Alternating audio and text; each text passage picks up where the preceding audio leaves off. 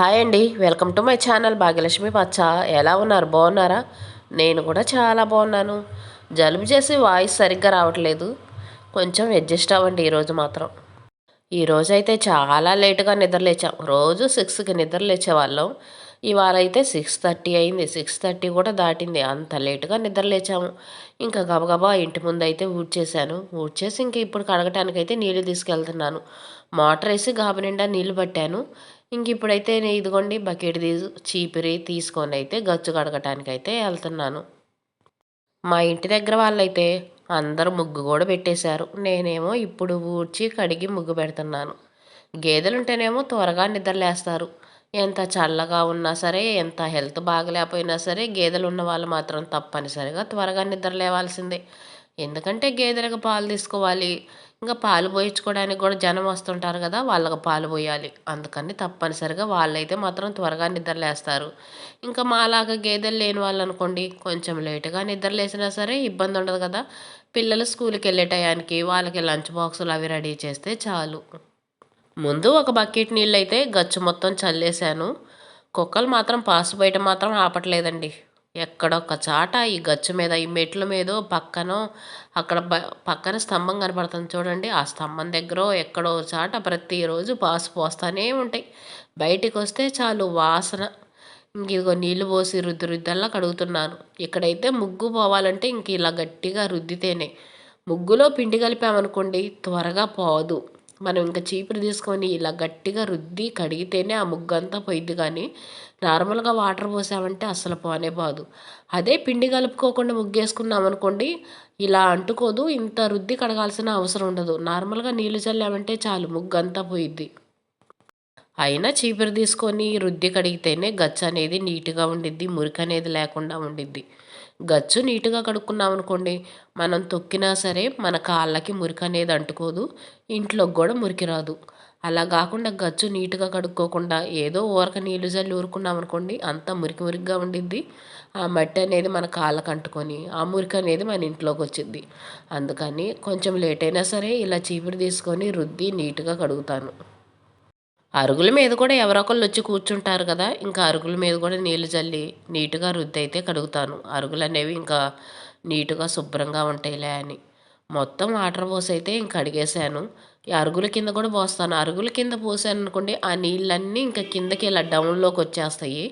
అవి వచ్చి నీళ్ళన్నీ చీపురు తీసుకొని మొత్తం ఇలా కిందకి కొట్టేస్తాను.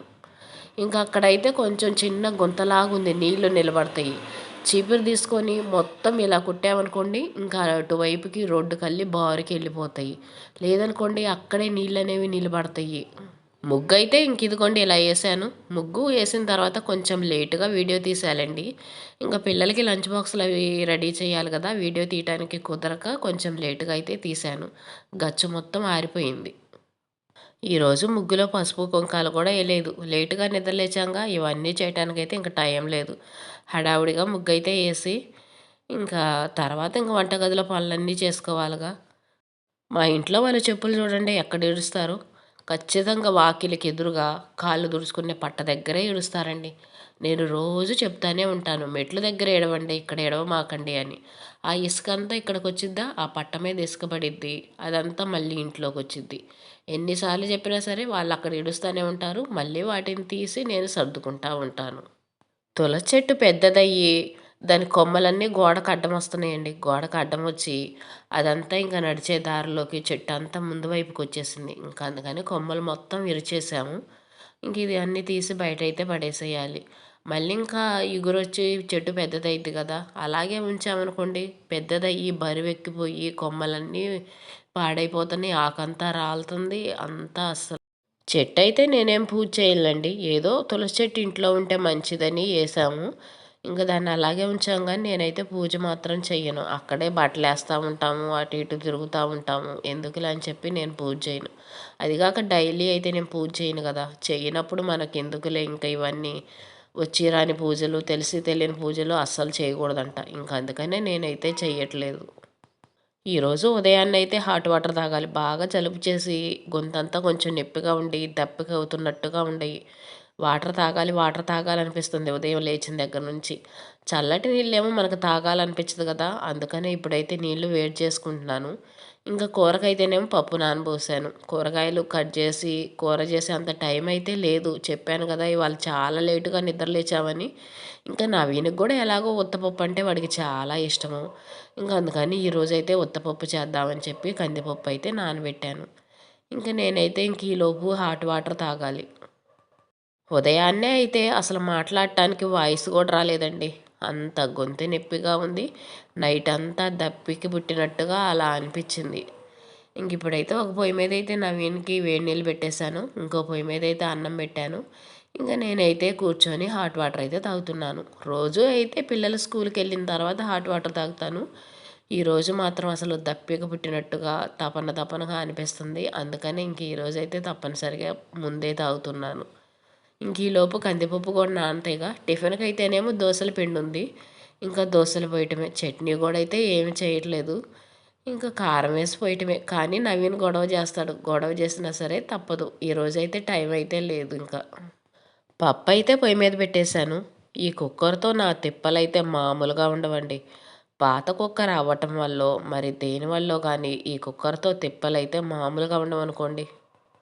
కుక్కర్ పొయ్యి మీద పెట్టిన తర్వాత కాసేపటికి విజిలొచ్చిద్ది గదా! ఈ కుక్కర్ అలా గాదు. ఇంకా ఆవిరనేది బయటికి పోతా ఉంటది. కుక్కర్‌కి కాడ ఉంటది కదా! ఆ కాడ వైపున నీళ్లు కారుతా ఉంటాయి. ఆవిరనేది అటు పోతా ఉంటది. తర్వాత ఈ కుక్కర్ మూతనేది అదిం పట్టుకోవాలి గట్టిగా కాసేపు. కాసేపు గట్టిగా అదిం పట్టుకున్న తర్వాత ఆవిరనేది బయటికి పోకుండా ఈ విజిల్‌లోకొచ్చిద్ది. ఈ మూతకి అన్నీ సెట్ చేస్తేనేనండి ఆవిరొచ్చేది. విజిల్ గూడా రాదు. ఆవిరొస్తా ఉంటది. విజిలనేది రాదు. నేను విజిల్ ఇలా పైకంటే అప్పుడొచ్చిద్ది. ఈ ముద్దపప్పు వండిన రోజైతే కుక్కర్ విజిలొచ్చిన వెంటనే నీళ్ళనేవి కారిపోతా ఉంటాయి. అప్పుడు గ్యాస్ అనేది సిమ్‌లో పెట్టుకోవాలి. చూడకుండా అలాగే వదిలేసాననుకోండి, నీళ్ళు మొత్తం కారిపోతాయి. పొయ్యి నిండా పడతాయి. మళ్ళీ అదంతా క్లీన్ చేసుకోవాలి. ఈ తిప్పలన్నీ ఎందుకులే అని చెప్పేసి కుక్కర్ విజిలొచ్చేటప్పటికి గ్యాస్ అనేది సిమ్‌లో పెట్టేస్తాను. ఆ విజిల్ అనేది ఆగిపోయిన తర్వాత కొంచెం గ్యాస్ పెంచుతాను. మళ్ళీ విజిలొచ్చేటప్పుడు మళ్ళీ తగ్గించుకోవటం. ఇలా ఉంటది కుక్కర్‌తో నా తిప్పలు. ఒక్కోసారి సిమ్‌లో పెట్టి అలాగే వదిలేసాననుకోండి, విజిల్ గూడా రాదు. విజిల్ రాకుండా అలాగనే ఆగిపోయిద్ది. మనం చూడలేదనుకోండి, ఆ టైంలోనే కుక్కర్‌లు పేలుతాయనేది. నాకు తెలుసు కదా! నేను వంటగదిలోనే ఉంటా కదా! చూసుకొని విజిల్ అనేది పైకంటాను. అప్పుడు విజిలొచ్చిద్ది. లేదనుకోండి విజిల్ రాదు, ఆవిరి రాదు, ఏమీ రాదు. అలాగనే ఉండిపోయిద్ది. కానీ కుక్కర్‌లో ఇలా ఉంటే మాత్రం చాలా డేంజర్ అండి. అన్ని సమయాలు మనకు గుర్తుండవు గదా! ఒక్కో రోజు గుర్తుంటాయి. ఒక్కోసారి మర్చిపోతుంటాం గదా మనం. మర్చిపోయినప్పుడు మాత్రం చాలా ఇబ్బంది పడతాం. కాకపోతే నాకిప్పుడు పని గడిచిపోతుందిలే అన్నట్టుగా ఈ కుక్కర్‌ని వాడుతున్నా గానీ, ఇలాంటి కుక్కర్‌లు వాడటం మాత్రం అంతైతే మంచిది కాదు. నార్మల్‌గా టమాటా పప్పులు అయి వండేటప్పుడైతే మాత్రం ఆవిరొచ్చిద్ది గదా! వాటికైతే ఇబ్బందుండదు. విజిల్ రాపోయినా సరే ఆవిరొస్తా ఉంటది. ఇవి పేలుతాయన్న భయముండదు. కాకపోతే మనం విజిల్ పైకనుకున్నామనుకోండి, విజిల్ కూతలాగొచ్చిద్ది. లేకపోతే ఆవిరొచ్చినట్టుగా వస్తా ఉంటది. ఈ ముద్దపప్పు వండేటప్పుడే కొంచెం చాలా జాగ్రత్తగా ఉండాలి. టిఫినయితే మాత్రం దోసలు చేస్తున్నాను. చట్నీ ఏం చేయలేదు కదా! ఉట్టి కారం వేసి దోసలు పోసాననుకోండి, నవీన్ మామూలుగా గొడవ చేయడు. అందుకనే ఉల్లిపాయలేస్తున్నాను. ఉల్లిపాయేసి ఉల్లిపాయ దోస పోస్తే కొంచెం గొడవ చేయకుండా తింటాడు. అక్కడికే అడుగుతాడు చట్నీ కావాలని. ఉల్లిపాయలేసి, కారం వేసి ఈరోజు వెరైటీగా పోసాలే, రోజు చట్నీ తిని తిని బోర్ కొడుతుంది కదా అన్నామనుకోండి, ఎలాగోలా అడ్జస్ట్ అవుతాడు. దోస ఇదిగోండి ఉల్లిపాయ దోస పోసాను. దోస కూడా బాగా కాలింది. ఇలా క్రిస్పీగా కరకరలాడుతా ఉంటే చాలు. పిల్లలు మాత్రం ఇష్టంగా తింటారు. మెత్తగా ఉంటే తినరు. వాళ్ళకి క్రిస్పీగా కరకరలాడుతా ఉండాల. అలా ఉంటేనే ఇష్టం. పిల్లలకి, మా ఆయనకైతే ఇప్పుడు దోసలు పోసిస్తాను. నేనైతేనేమో ఇంట్లో పనంతా అయిన తర్వాత లాస్ట్‌లో నేను దోసలు పోసుకొని తింటాను. దోసలు ముందు పోసి పెట్టామనుకోండి ఆరిపోతాయి, తినాలనిపించదు. దోసల పిండేగా ఎప్పుడు కావాలంటే అప్పుడు పోసుకోవచ్చు. ఇదిగోండి పప్పు, మళ్ళీ పప్పు పని మొదలుపెట్టాను. పప్పు ఉడికేసిందిగా, ఆవిరంతా పోయిన తర్వాత పప్పు గుత్తిపెట్టి ఎనిపేసి, ఇదిగోండి ఒక గిన్నెలోకి పోస్తున్నాను. ఈ పప్పు వండటానికి నా తిప్పలు మామూలుగా ఉంటాయా? మర్చిపోయానంటే మాత్రం ఎలా ఉంటుందో పరిస్థితి చెప్పలేము. నవీన్‌కైతే బాక్స్‌కి పప్పను, ఆవకాయ పచ్చడైతే వేశాను. వాడైతే మామిడికాయ పచ్చడైతే ఇష్టంగా తింటాడు. టమాటా పచ్చడి అయితే తింటాడు. మామూలుగా కారపచ్చడి, పండు మిర్చి పచ్చళ్ళు అవి చేస్తాను చూడండి. ఇంకా అవైతే వాడు తినడు. వాడికైతే మామిడికాయ పచ్చడి వేసి బాక్స్ కలిపి పంపించేశాను. మాకైతే మాత్రం కారపచ్చడి తిరగమాతేస్తున్నాను. మేమైతే కారపచ్చడి అనే అంటాము. కారపచ్చడి, పండు మిర్చి పచ్చడి ఇంక ఇలా అయితే అంటాము. ఇంక ఈ పచ్చడి అయితే తిరగమాతేస్తున్నాను. నూనె వేసాను. నూనెలో పోపు దినుసులు వేసి అవి ఫ్రై అయిన తర్వాత ఉల్లిపాయ వేస్తున్నాను. ఉల్లిపాయ వేసుకుంటే పచ్చడి టేస్ట్ అనేది చాలా బాగుంటుంది. కొంచెం వెల్లుల్లి కూడా కచ్చాపచ్చాగా దంచుకొని వేసుకుంటే కూడా ఇంకా బాగుంటుంది. కాకపోతే వెల్లుల్లి చాలా రేట్లు ఉన్నాయి. ఇంకా అవసరం లేని వాటికి మాత్రం వేయట్లేదు. మనం పచ్చడి రుబ్బేటప్పుడు ఎలాగో వెల్లుల్లి వేస్తాం కదా, ఇంక ఇప్పుడు అంత అవసరం లేదులేండి, అందుకనే వేయట్లేదు. ఇంత ఎక్కువ రేట్ల మీద ప్రతి దానికి వెల్లుల్లి వాడకూడదని డిసైడ్ అయ్యాను నేనైతే మాత్రం.